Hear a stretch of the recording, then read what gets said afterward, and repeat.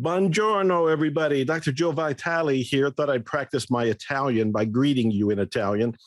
I'm very excited because every week I am committed to bringing you inspiration and information that is going to help you awaken, help you live a zero limits life, which is why this show is called Zero Limits Living. We air every Friday. You can see us on Roku. You can see us on Amazon Fire, Apple TV, YouTube. You can download the Lux Media app, Lux TV app, and you can also go to www.zerolimitslivingtv.com, where I'm posting all the episodes. So I have a question, and I usually like to begin with a question. Have you ever wondered if what you're going through might have an other reason than the physical? What I'm referring to, if you're not feeling well, if you have an ailment, if you have a physical condition, especially if it's reoccurring, especially if it's stubborn, especially if it seems mysterious, what might be going on that's behind the surface? What might be going on at a deeper level?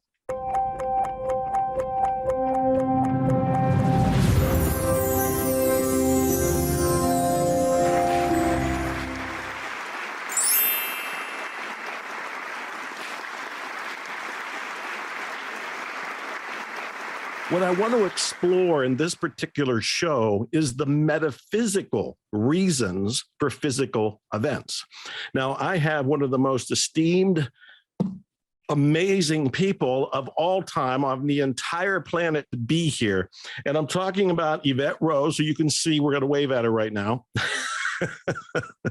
She got up 6 in the morning to do this. And before I let her say anything, she is the author of this monster of a book, Metaphysical Anatomy, which is almost 800 some pages, which goes over 679 medical conditions. Now, imagine that. This is encyclopedic to begin with, but this is a life mission. And this is volume 1. There's another volume coming sooner or later. We'll ask her about this. She is the author, Evette Rose, and she is here. She's written several other books, and we may be able to get into those, but this is what I want to talk about. Evette, how are you? I am amazing. Thank you so much for that wonderful introduction. I'm so excited to be here. You know, I'm going to ask a question that I think anybody that knows your work should ask. Are you in good health? I am right now. Okay. I am right now, yes. So you've gone through your challenges in the past. That I have. And, you know, I will not lie about it. And it was to the point where I was on the floor sometimes with fatigue or pain in my back, or I had sometimes stomach ulcers from stress. You know, most of us have had these terrible feelings in the gut as well, because the body deteriorates over stress. And so at the end of the day, what I'm actually saying is that I'm not immune to stress. So yes, do I still get stressed in my life? Absolutely. But it doesn't get to that breaking point where my body almost malfunctions and breaks out into a state of an ailment. I try to catch it now before it gets to that, when the warning sign starts to go off. Right. Well, you must be doing something right, because you look like the picture of great health. You are the radiant, beautiful soul here. And it would only make sense that you are, since you've unraveled 679 physical medical conditions here. So I want to start there. I'm just going to begin by saying it was in 2019 that I discovered your book. And personally, I was already curious. I mean, I knew Louise Hay. I knew her philosophy of finding metaphysical reasons for things, but she didn't go anywhere near as deep as you did. I found the book on Amazon. I bought Metaphysical Anatomy because I was going through a divorce. I was in a new relationship, and the person in the new relationship developed Lyme disease, which was one of the most confusing, mysterious things that anybody had ever come across, including me and including her. So we bought your book looking for answers. And you do have Lyme disease covered in here. So that was my introduction. And one of my biggest questions is, what prompted you to take on a mission like 800 pages? This is huge. Okay, that is a fantastic question. And so most of our biggest breakthroughs comes because of our almost biggest breakdowns. And I absolutely had my breakdown moments as well. I've had several. I'm this type of stubborn person where it doesn't just take me something just to happen one time for me to snap out of it. Sometimes I need to be smacked a few times because I'm the diehard warrior, I keep going. But sometimes that attitude is not the best suited for when you actually need to listen to warning signs, when you need to listen to your body saying enough is enough. But then we try to push beyond those limits because we think or we see it as a weakness. So I'm from South Africa, so I have this whole love speed, love fear, we go all into something. We never do anything halfway. So, and so that means, of course, I lived my life in an absolute fullest extreme. And what happened was I started to adapt to my dad's behavior. I started to adapt to a lot of his coping mechanisms in life. Now, he was a self-medicated drug addict. He was a medically diagnosed sociopath, and he was very abusive. He was a tough person to live with. And something that the way that we interacted with each other, and it left a big scar. Now, that scar left a lot of stress. My childhood programming was based on a lot of incorrect associations, a lot of reference points. My definition for love was abuse. When someone was not yelling at me, I would be like, where's the rush? Where's the love? Where's the everything? So Interesting. when you live your life that is so out of alignment, what you are biologically designed for, it's a matter of time before the body starts to push back, because all that the body wants to do is to support you. Its only job is to keep you alive. Its only job. And so if something doesn't work, it's going to let you know.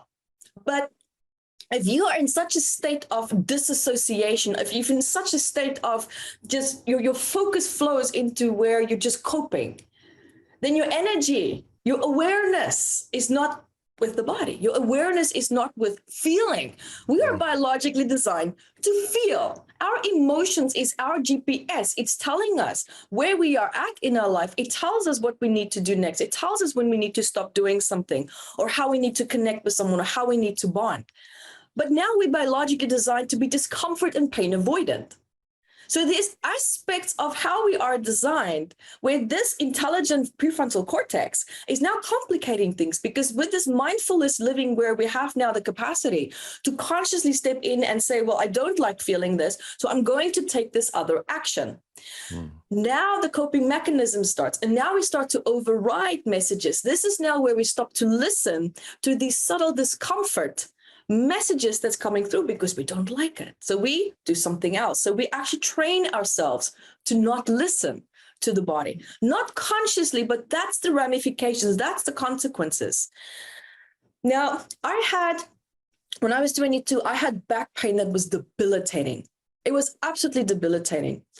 It would be to the point where I had to get out and I would have to stretch my arm for like 45 minutes just to kind of like get moving so that I can actually get up so my spine could support me. And it was like right here between my shoulder blades where I had this pain. No chiropractor, no doctor, nothing could see anything wrong. They couldn't find anything wrong.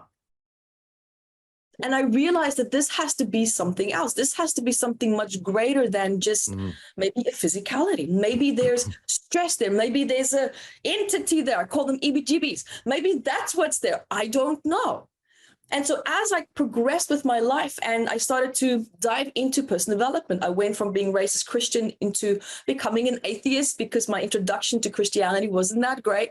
So that was at the time. And I thought, okay, well, let's see what this alternative world has to offer. And I dived in and I started to get emotional results. And so the more I dived into this, I left my job. I actually started, teaching full time, as I do. I'm an extremist. I don't do something a little bit. I go all in. And so I did that. And this was one issue that I was not able to resolve in my life. I've resolved a lot of aspects. Now, a lot of people ask me, do we heal 100%? My answer is you can only heal as best as you are ready for and where you feel you need to go in your life. And anyone, in my opinion, who says, I've healed 100%, I'm enlightened, I'm this, I'm that, I question that. Because if life really was that simple, then we would all be enlightened. We wouldn't have all these wars. We wouldn't have all this stress, all these emotional blocks that we have. It's there for a reason, but it's also our capacity, our level of emotional intelligence and awareness that allows us to overcome these blocks. but it depends where your attention is. It depends where your awareness is. So the more I shifted my awareness back into the physical body, where I didn't want to feel because of the rape trauma, because of the sexual abuse, because of the trauma that I had with my dad, the panic attacks, the anxiety that I had, the depression that I didn't want to feel. So I was dealing with everything on the superficial level. And the more I started to, in my head, cognitively start to feel better by telling myself I feel better, my body was not following that. It would follow that maybe for a few days, and I would take a few steps back, and I'll be back to where I was. And I'm thinking, okay, I need to find a different way to deal with this. And so one day I did a session on my back again, and it was all about how destructive and abusive my support was. And I'm trying to create new support in my life. But my subconscious association with support is destruction, it's abuse, it's violence. And now I've grown and matured to a point where my mind is telling me, but that's not what support should feel like anymore. Now, consciously, I'm telling myself, but subconsciously, I can't align with it. I can't connect to it because the trauma is still aligning me with the abusive part of what support should feel like. So this is where the back pain started. It was because of that conflict of wanting ease and grace. But my back is like, well, no, it's not safe to be at ease and grace because that's where you were beaten up. If you're not on defense, if you're not on alert, that's when you're unsafe, and you can't afford to be unsafe right now. So we need to be alert. So I am going to bring up this pain. I am going to bring up all these associations so that you can be on alert. And I'm like, and I'm having this dialogue with my body that I was unbelievable. I've never really spoken to myself like that. And the reason why I did is because I felt so unresourceful. I didn't have the answers. And I thought, all right, now we're going to listen to this voice that I've not been wanting to listen to. I'm going to listen to this panic. I'm going to listen to this anxiety because everything that I'm doing is not working. So maybe this one avenue that I haven't been listening to, that I've been feeling so tremendously uncomfortable with, maybe there's something in that. So I did work on it. I address the support. I address the associations with support, the trauma associated with support, because my need for support was met in a very destructive way. So I resolved those deep memories. My back corrected itself by 50%. And then I'm thinking, a week later, why is there still 50% there? Why is it still there? And I went down into my back, and I love this exercise. So for anyone that has trouble with pain or anything that's maybe happening in your body, like anxiety, you feel strong emotions that just feel stuck, I love to actually pretend, because when you pretend, you let all your filters down. You don't assume anything, because the moment you go into trying to find an answer and you're looking for something specific, now we're narrowing what the quantum field can send to you, because that's where your focus is. That's what the quantum field responds to. So the more open-minded you are with an intention, but open-minded you are, the more space we now give for more information to come in. And I had to learn that because I was so controlling, you wouldn't believe. Now I'm happy, I'm free flowing. If something doesn't go right, if dinner is late or the food arrives late, so what? Relax, it's gonna come. In the past, it would have been an absolute conundrum. Now, what happened was I went into my back and I said, give me a voice.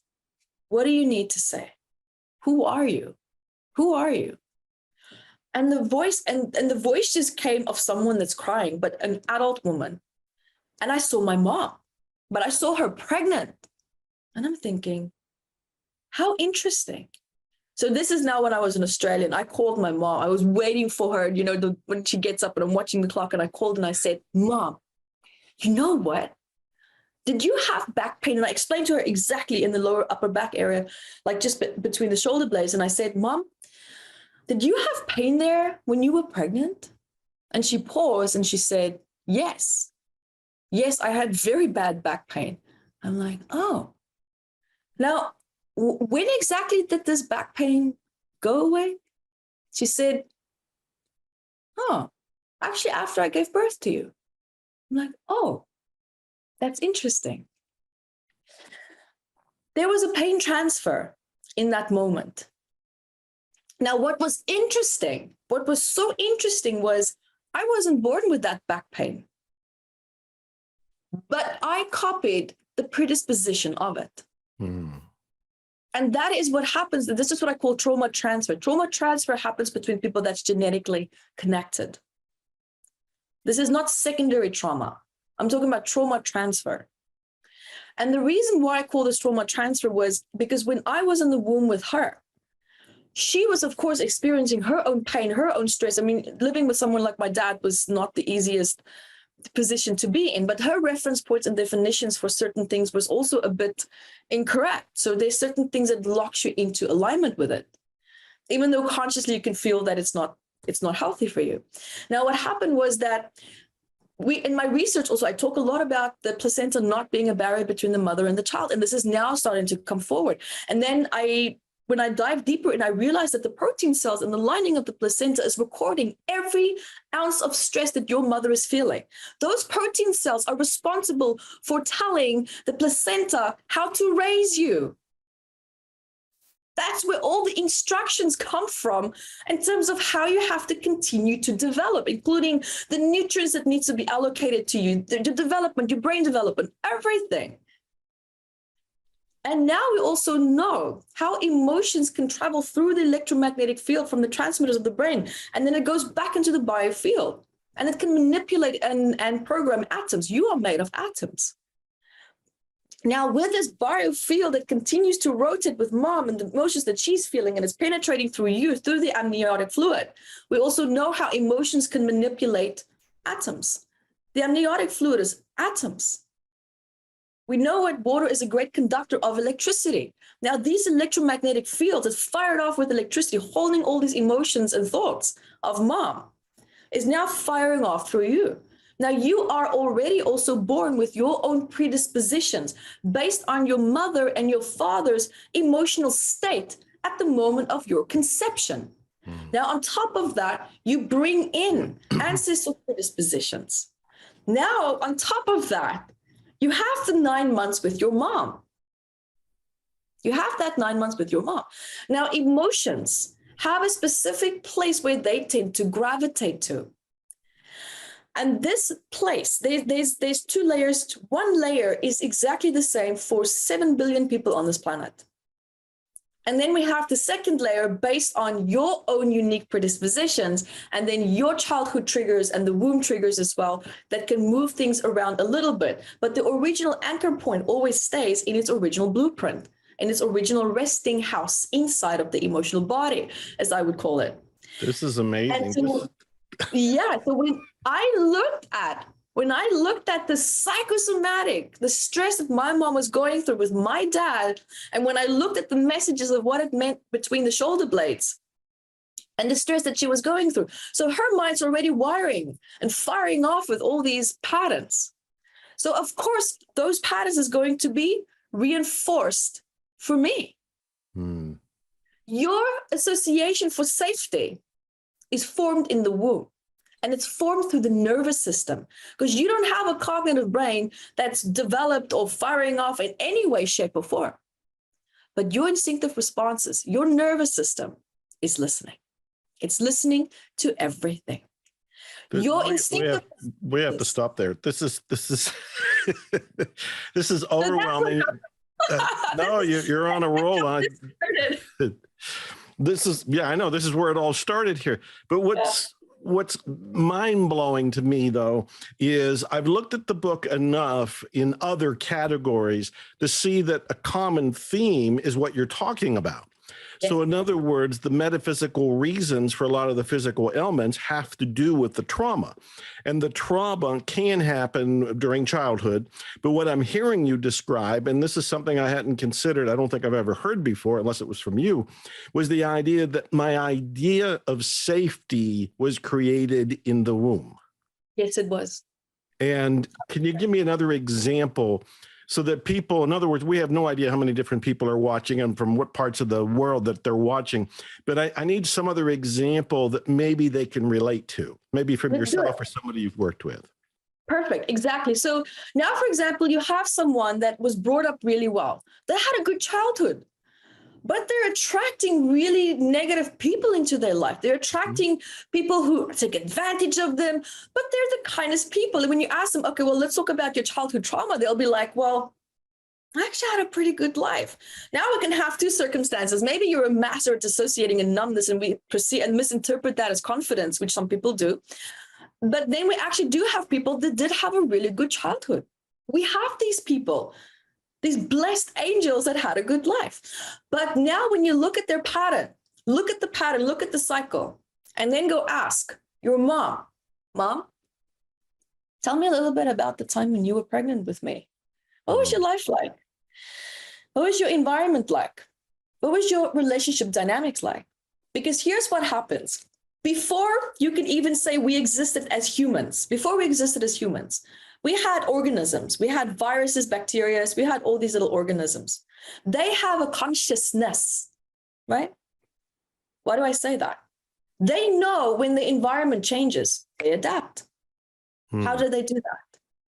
There's awareness. There's some level of awareness of recognizing that my environment is not suitable for me to survive.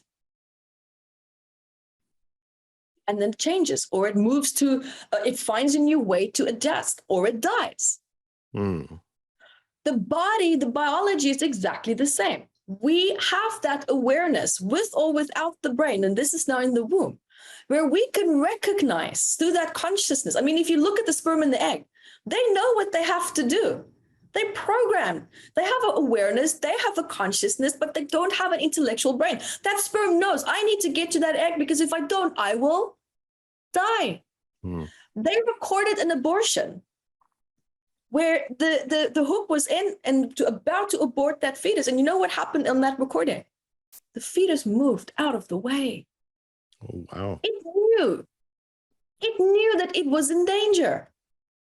How? There is an awareness. There's consciousness. We always associate consciousness with brain activity. No. Full awareness comes when consciousness meets the quantum field, because our mind's information is non-local. What brings it together to us is through the electromagnetic fields that's firing off from the head, the heart, the gut. These three senses. You're amazing. Is what connects us to this world, because they have found people who didn't have a brain. Their brains were filled with spinal fluid, and 15% of these people live normal life like you and I. How? There is a biological predispositioned electrical programming that is now memories being held in the body and through the other magnetic fields in the body that is pulling this information, saying, okay, well, this is what's meant to be here because that is what's been here for all these thousands of years for all my ancestors. And now it's pulling all these pieces of information to this area or in through the body, not just the mind, but throughout the whole body. And that's how these people, in my opinion, is how they function. This is fascinating. Absolutely fascinating. What I want to do, I want to interrupt you for a second here because I can sit at your feet and listen to you for hours. And I recommend that everybody get the book. I recommend that they go to your website, metaphysicalanatomy.com. One of the things I did earlier was go there, and I saw you have so many videos. You have tons of videos. Yeah. How many? 3,000, almost 3,000. 3,000 videos on. Also hidden videos, yeah, like in Vimeo and stuff. So yeah, well, metaphysicalanatomy.com, you have all these different videos. And there was one in particular I watched on 4 ways to overcome social anxiety. And I watched the whole thing. It was about 20 minutes long. You had some other ones about dealing with hidden causes. And what I want to do is I'm mentioning the videos for anybody who wants more of you after this show. They can go to metaphysicalanatomy.com. They can get the book at Amazon. They can watch your videos, and they can be absorbing a lot of this. But I really think I am of the most service to my viewers when I pretend that they get to ask questions through me. And so I'm imagining that there are people that are hurting. There's somebody out there with a back pain right now, or there's somebody out there wrestling with the coronavirus or the big C, or there's somebody out there who has the reoccurring upset stomach. Whatever it happens to be, what would you advise them on finding and releasing that trauma? This is a great question. So the first piece of advice that I would give is to start to learn to feel comfortable with feeling. And when I say feeling, I don't mean relive the trauma. If you look at my business and everything that I do, I am very against reliving trauma. I'm very against having to go back to, deep memories that's painful that you don't want to feel. Because this is now where neuroplasticity or neurogenesis can now actually be taken into the negative format, because we all talk about neuroplasticity, neurogenesis. Yeah, let's rewire the brain. Well, we can rewire the brain with trauma again as well. So let's just, it's very important that people understand this. And so I stay away from that. We can address really heavy topics in a very gentle way. And that is through just looking at, okay, well, how am I showing up to that old problem in relationship to that right now? How do I feel about that right now? Now, people might say, well, that's disassociating. And I'm like, well, no, that's you now assuming that the mind and the body is stupid. Because just a singular thought that you have as like a fantasy or daydreaming can set off subconscious memories. And then your body biochemically reacts to that. And it comes forward with this rush of emotion. And then you're sitting there. Oh, 1 minute I felt great. Now I feel terrible. Now I feel all this anxiety. I feel all this, what just happened? Power of the subconscious mind. The power of a simple little flimsy thought that you had can set off such an incredibly biochemical reaction in your body. That's called an explicit memory. And this is when we have now anxiety coming up, because we cannot cognitively connect to the memory as to why we feel the way that we do. We just feel panic. And now what happens? The visceral system, the biology of the body flares up and it's like, we're not safe, we're not safe. Now your body is in absolute panic because the fear of dying is actually what's coming up. That's why you have people overreacting to such a deep extent. Now, what's important is to understand the role of the body, to understand the depth of your emotions. And then when certain strong emotions are flaring up, that is the biology of the body talking. That's now, I'm not even talking about the hippocampus. I'm not even talking about, the cognitive brain. We have two ways of feeling. We have two ways of sensing. One is cognitively through the wiring of the brain. And then we also have our visceral system that can still work. Not as well if the brain's not active, but it still has its own level of activity. The heart can think and make decisions independently to the brain. It doesn't need the brain. And so can the gut. If you give a piece of tissue of the heart to a brain surgeon under a microscope, he will think that he's looking at a piece of the brain. So we have all these beautiful places and spaces where emotions are held. Let those emotions be your GPS, because they are there to tell you what is working for you and what is not. So if you are feeling uncomfortable, it means that the energetic algorithm and flow in your body from the emotional energy, and then we have meta energy and physical energy, meaning meta energy is the emotional stress that you're feeling and how that's flowing through the body. The body has its own natural algorithms of electricity and connection through the vagus nerves and different organs. They have a beautiful sense of harmony, how they flow and function and communicate with each other. But if you feel strong emotions, it creates a disruption in that flow. It creates tension. Because if you feel physically tense because you're stressed, how do you think your body and your cells are feeling? They can't breathe.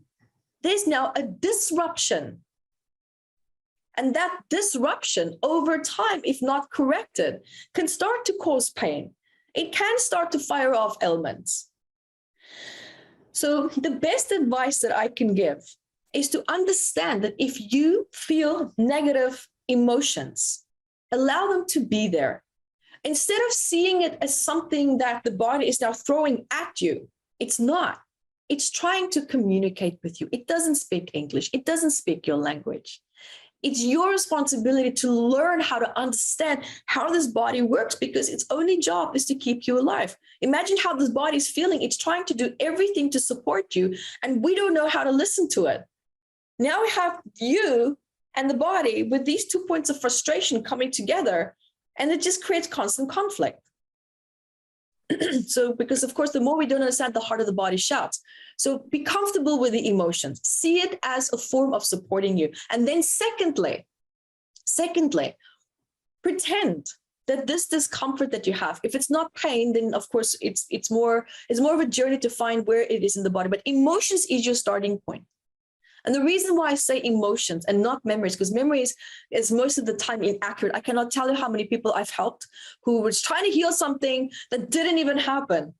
I don't want a story. I don't want stories. You have 60 seconds to tell me a story and then we're done. Now we're going to talk about the emotions. Because when you feel an emotion, the hippocampus fires up, the amygdala fires up, and everything else in the body and the visceral system fires up, including the instinctive responses that locks in the stress in the body, because emotions and instinct fire together. It fires together, it wires together. So they formulate memories together as well, not just cognitively, but in the emotional body as well. And it's that emotion that can come to rest and get stuck in a specific part of the body. So when you feel a negative emotion, deep breath, and then pretend, ask yourself, where is the home for this emotion in my body right now? If I had to feel, where's the starting point of this? Now, some people might say, I feel it in my heart. Great. I have a free shortcut cheat sheet on my website that people can get from A to Z, quick little points, just explaining to you what the heart would mean psychosomatically, because it will tell you that's where the conflict is right now. That's what it will tell you. But if you don't have that, then you are going to have fun, because the more fun you have, the more accurate you're going to be. I promise you. Trust me. What voice does it have? What message does it have? Do you maybe see someone else's face? Do you maybe hear someone else's voice? Maybe you're taking on someone else's stress in your life. Maybe it is your own accumulated stress. But the moment we can bring awareness to that place of the body, we give it space to expand. Please do this exercise with me right now, because everyone is going to love this. This is going to be a game changer. Let's do it. So, Dr. Joe, please raise up your right hand, and everyone else also here watching with me, raise your right hand. Okay. Now, I want you to shift your full focus and awareness to the palm of your hand, only to this area, nowhere else, just for a few seconds.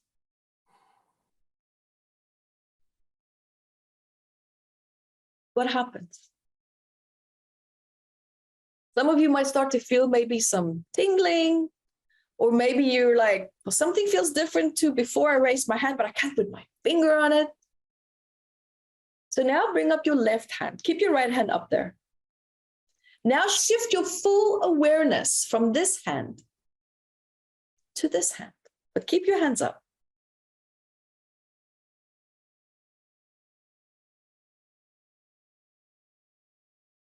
Full awareness to this part of your hand. Now, some of you might start to feel again that little bit of tingling. Something is happening. Some of you might even feel a bend from one hand to the other. I feel activation. So in other words, in here, this heated up, and if I was going to put a color to it, it got like a white light. And then when I went over here, this one was already radiating. So this one's on. And then this one started to do the same. In fact, the palms are a little wet, not from nervousness, but from heat. Yeah, exactly. It was heating up. Yeah. Now you can put your hands down. Now I want you to shift your full awareness to your head. Your full awareness to your head.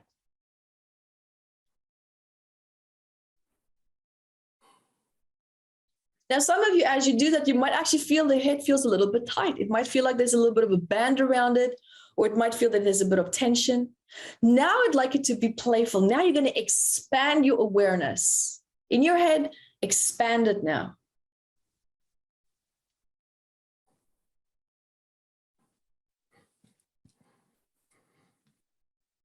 And feel how it opens up.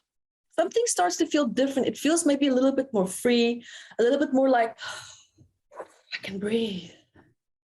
The cells can breathe. Now I want you to shift your full awareness to the bottom of your feet. Your full awareness to the bottom of your feet.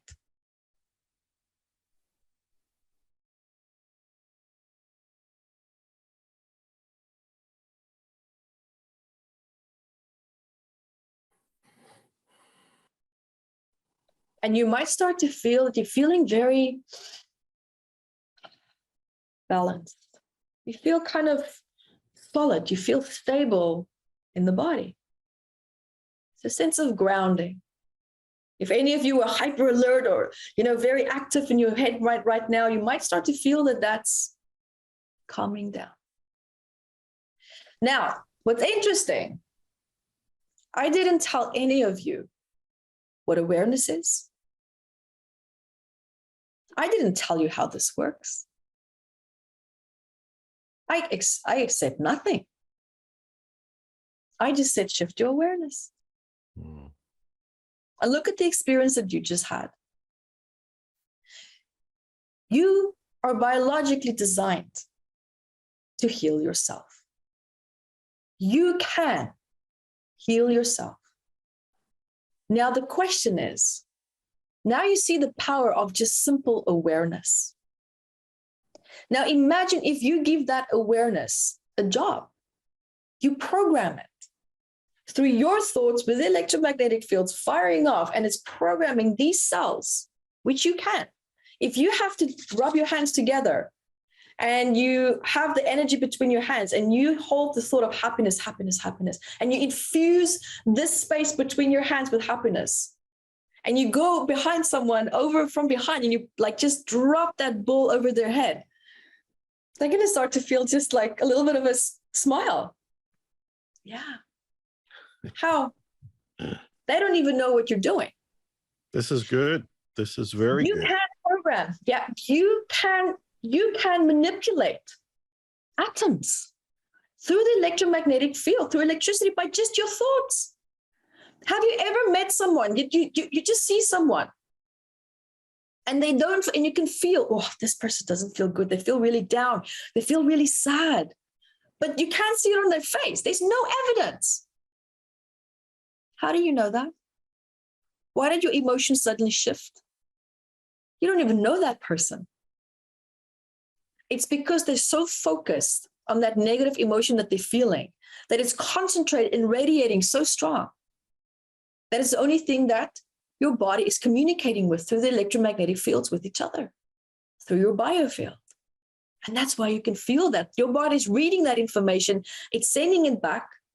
Why does it read it? It's the body. Is my environment safe? Is everything safe? Am I okay? It's constantly doing that without you even realizing it. That's why you feel other people's stuff. Because your body's constantly sending signals out to your environment to see, is everything okay? How are we? Okay, there's something off. Okay, my tension's there now. What's happening now? Your awareness is there. So let me ask you this, Evette, because there's so many things I can ask you, and this is so great and informative. But I just want to, let me just finish it because this is important.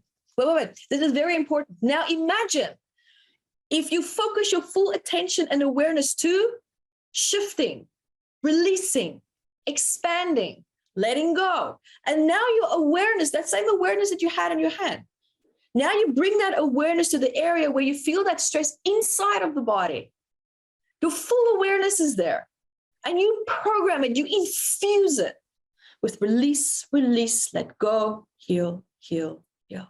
Expand, expand, expand. Because the moment you have stress in the body is because of compression. It's stuck. So now expand, heal, release, expand, heal, release. There you go.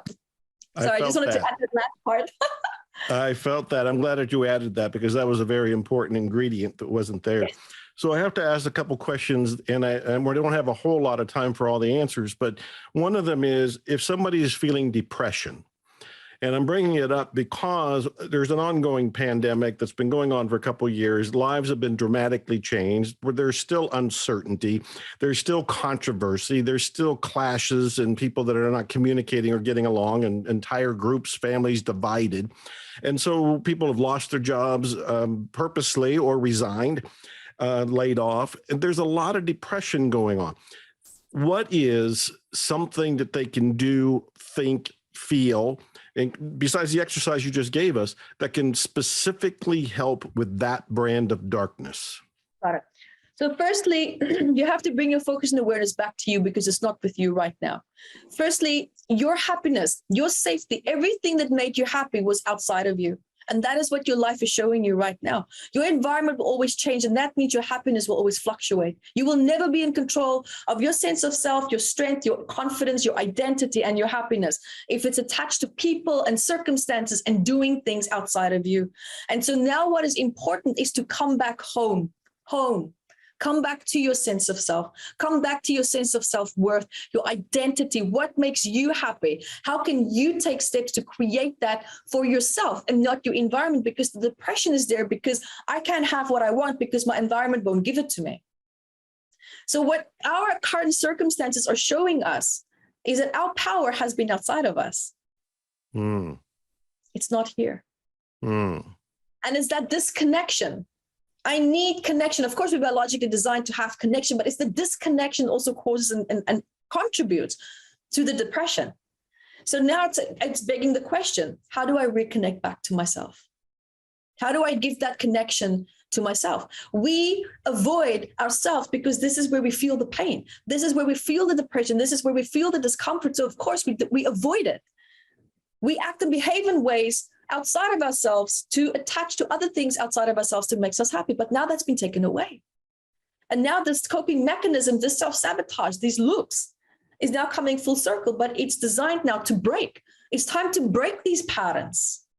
So instead of seeing this as a complete conundrum, the perspective, the way that your attitude is going to be, how you approach this is going to determine how you're going to navigate through this. Is this going to be with ease and grace?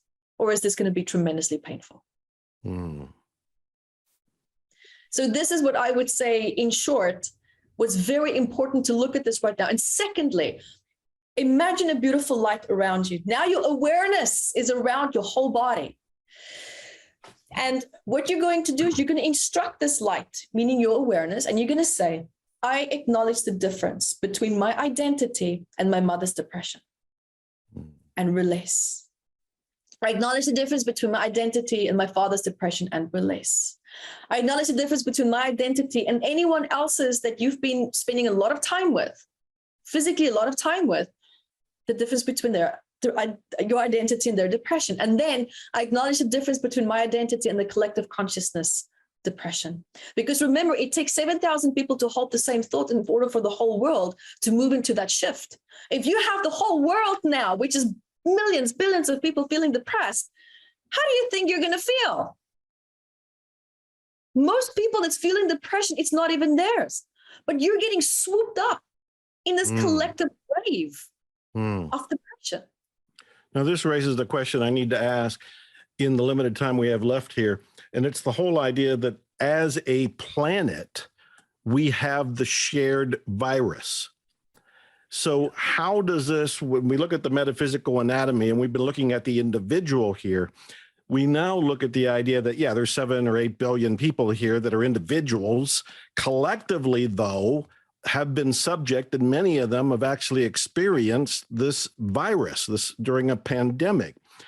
How do you explain that, and what do we do about it?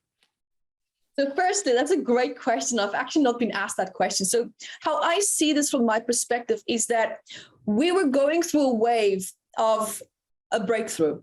We were going through a wave of transition in a level and a dimension that we haven't really felt before, meaning an energetic upgrade. And what I'm seeing with this pandemic, what I'm seeing with what's been happening here, is a massive trigger of self-worth. Am I worthy of stepping into my power? Am I worthy of being greater than what I was taught or raised to be? Am I worthy of receiving the fullest essence of my greatness? The biggest fear that we have, apart from public speaking and dying, is stepping into your power. Because a lot of people associate power with abuse, destruction, because that's what we see. That's the subconscious underlying program. And it's time for us to understand and realize and reprogram ourselves to understand that power can be beautiful. Power can be graceful. Power is meant to educate. It can be filled, infused with compassion and care and love. It doesn't have to mean it's control and domination is this and this and that. What's actually happening behind the scenes is that this old concept of power is dying. It's collapsing. It's collapsing. Because you see compassion is coming forward more. Self-compassion is coming forward more. Care and kindness and support is coming forward more. It is it's trumping the old power, the old definition of what power used to be. It is happening. We can't see it because our awareness is not there, but it is happening. So that's my short answer. I love that. I love that. What is a question that you wish that I had asked, or you wish somebody would ask you at some point? Is there a question that you've been secretly wanting to answer? Oh, do you apply your own work in your own life? And the answer is yes. I would hope that you do. I got a couple of random questions. How long did it take you to compile this 800-page book? 10 years. And right now what I'm actually doing is I am putting this book in a video format. So I make a video for each element with worksheets and a meditation for that element. So I'm building that in my Platinum membership site right now, and I'm almost done. So I'm very excited. And what about volume 2? This is said volume 1 for a decade. When does volume 2 come out? So volume 2 already is out. That is the healing technique that you can read in a book format with all my research in it. And volume 3 will be released in about 3 to 4 months. So imagine this book, probably exactly the same size, but for children. Your ancestry is talking. Are you listening? So I'm very excited about that. So even adults will love it, because if you have childhood ailments or conditions or challenges, you can go straight there and you'll see exactly what was happening in the womb with you, what was maybe happening in your ancestry, and also, of course, the dynamics between your mom and dad and how that can influence you and set you up for your life as well. How are you compiling all of this? You don't strike me as a person who lives in the library. So do you have a team? Do you have a team of researchers, or are you doing all the research and it's just taking you a long time to do it? So I have a wonderful doctor that helps me with research. And that's when I say research, I mean medical research. So what I'm good at is where I come in is when I look at that medical research and I see this heart attack was triggered by this person having this type of diet and by having this type of predisposition from the ancestry. By just having that information, I can tell you exactly what the psychological trauma was. Ah, beautiful. And very accurately as well. And that's how the information comes through. And you've written several other books. They're much smaller than these. And, and I wanted to point out that during the divorce that I was going through, which ended up being a persecution that lasted 2.5 years, your book helped me, one of the books about relationships and no boundaries and so forth, because there's a particular insight that was in one of the books, and I'm sharing it for somebody who might need this insight at this point. I was beating myself up for decisions I had made. And when I realized that I was beating myself up because of insights I had now that I didn't have then, there was freedom. Am I expressing this well? Is this making sense? Are you there? I'm here. I'm listening. Yeah, I'm agreeing with you. Yes. Because I do know that we make a decision in the moment based on all of the information we have in that moment. And then as time goes on, which could be the next day or 6 months or 6 years later, you go, oh, why did I make that decision? Well, you're looking at it with newly informed eyes that you didn't have when you made the original decision. Correct. And so with that, there's freedom. Yeah. Do you meditate? I do every morning, and I have to thank my husband for that, because I never used to meditate. I didn't like it because, of course, now you have to feel the feelings. And of course, we are negative emotion avoidant. So absolutely, I now learn to meet those emotions, and I do it with him. So 12 minutes every day, I do the square breathing where I breathe in. So I do that, but very slowly. And that's all that I do. And it's a really nice way to kind of like start the day. And you do this with your husband? It depends. If I'm upset with him, then no. No, I'm joking. I'm joking. No. Sometimes, because he gets up earlier than me. So sometimes we just have different different routines in the morning. Okay. In doing your research, I'll make this the final question. What is the most surprising thing you discovered? What stands out? You're looking at all of the 679 medical conditions. You're looking at the psychosomatic patterns behind them. An encyclopedia. Was there something that went, I didn't know that? Or you said, that's surprising, something, whatever comes to mind. Something was beautiful. The most amazing thing for me was the fact that about addictions. And this is when a child is born from a mother who was either a drug addict or an alcoholic or smoked a lot or took a lot of substances that was very addictive. That child is going to be born, of course, with the predisposition for that addictive type of behavior, but also having an addictive personality, having a personality where you go from a 0 to 1,000 bum like that, and then you drop. So it sets up a child for a very destructive lifestyle. And what I found research was, and I started to train my moms in this pattern as well, especially if they had addictive behavior while they were pregnant. Did you know that if that child is born by just holding that child a lot, hugging it, kissing it, connecting with it, eye contact, communication, it can actually help the hippocampus to heal. It can help them to overcome the withdrawal symptoms of that craving of the addiction. And that child can actually lead a very beautiful, healthy, normal life. And that tells me the power of the hippocampus. A lot of us who have issues with bonding, connection, that's an understimulated hippocampus. That's our emotional brain. Now, what we can do is heal the trauma associated with touch, heal the trauma associated with eye contact, heal the trauma associated with communication, and re-stimulate that hippocampus. Connect with people. You don't have to touch people, but that emotional embrace of just being in someone's presence and being fully connected to them and feeling that connection and having your awareness fully there in that conversation. Wow. You can actually heal the hippocampus in that way again. So it's very beautiful. That's one of my favorite parts. I told you one of my questions was the last question. I still have another last question.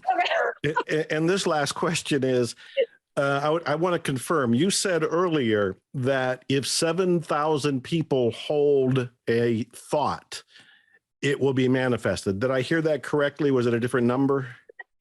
Research has been done about that. That's when people meditate. It actually calms down the collective wave. Even the FBI, the police is aware of that. Did you know 1 person out of 100 in any country? So if you have Bali now, for example, where I am, if there's 1 person out of 100 people in a radius, I think it's a radius of 50 kilometers or 100 kilometers, if those people each just meditate every morning and they hold a calm, relaxing thought, it decreases crime by, I think, 25%. Yeah, and that's what I thought you were saying, and I'm somewhat familiar with the research and the attention experiment by Lynn McTaggart. And so what I want to do is invite everybody watching to be holding the peaceful thoughts, because if we only need 7,000 people to do it, we got more than that that's watching this on a regular basis. So we can practice that. Evette Rose, I can't thank you enough. You are amazing. You are this mystical goddess with so much information to share to help enlighten and heal all of us, including me. Thank you for making time. And is Metaphysical Anatomy the website you want them to go to, or is there a different one? Evette Rose is also probably an easier site. We're rebuilding the website. So yeah, this is probably the best place to find everything that you want to find easily. What is your tattoo? Oh, this one is belief. This is the reason why I was suffering from depression, because I stopped believing in things that were important to me. And then this one says, you are enough. This was during my first divorce. And I had to find my self-worth and who I am when I'm not with someone. So that was about what I was talking about, how the happiness is outside of you. I had to find that. And love is enough, you know? It's not about money. It's not all about assets. It's not all about what you own. And I lived a life for 10 years out of a suitcase, and I fully embraced that. That is so beautiful. I think you're the first person I've ever met that had affirmations as tattoos. I needed them. Yeah. I love it. Well, thank you, Evette Rose. I love you, and Godspeed to you and all that you're doing. And everybody watching, I'm Dr. Joe Vitale. This is Zero Limits Living. I air every Friday. I'm bringing you information and inspiration to help you live an awakened life, to live at zero limits. You can watch the show on Roku, Apple Fire, Apple TV, or Amazon Fire, Apple TV. Download the Lux Media app. You can also go to ZeroLimitsLivingTV.com. I thank Lux Media Studios, Candace Barr, Nick, who's doing the engineering today. Godspeed to all of you. I love you all, and expect miracles. Glutathione is a big word. It's the body's own master antioxidant. It's a scavenger for free radical, bacteria, and viruses. There are no products in the market with the ingredient NASET. NASET increases the production of glutathione that's in our body already to strengthen and enhance our immune system, elevate sense of well-being, support muscle strength and endurance, cognitive function, and liver support. It helps with increased energy and blood sugar regulation. Get your bottle of GSH Plus from www.salvationnutra.com.